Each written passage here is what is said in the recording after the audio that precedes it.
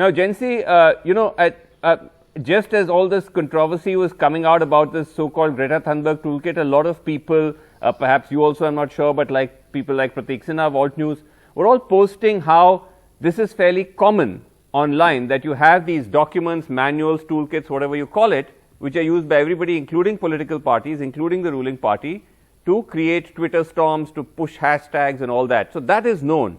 But the news laundry piece seems to go beyond that, because it is actually showing you how this is used for divisive communal agenda to spread misinformation, and of course shockingly all being done by a member of the ruling party, or at least under his watch, unchecked. Well, Vasu, I'm quite amused by the word toolkit. Both Prateek at Alt News and at Boom as well, we've been reporting on this phenomenon since 2017 onwards. And if you remember, there are several cases of former, BJP MPs, ministers at that point of time, and probably also people from other political parties using Google Docs. I mean, in short, what is it? These are manufactured tweets. These are copycat tweets. If you want to use a lighter term, it is copycat tweets. Right. This has been going on since the last 3 years.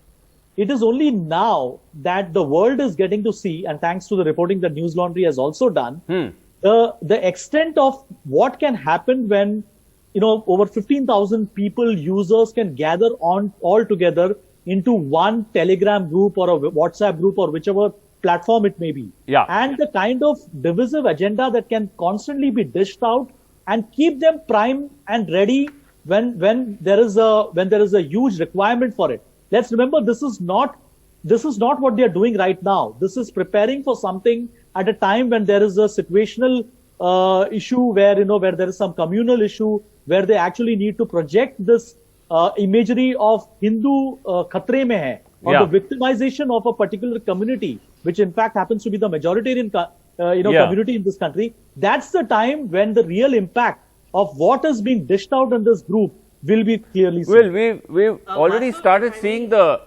offline impact of this. I mean, we're witnessing it. We're seeing it whenever there's a communal flare-up. We're seeing it in out-and-out riots.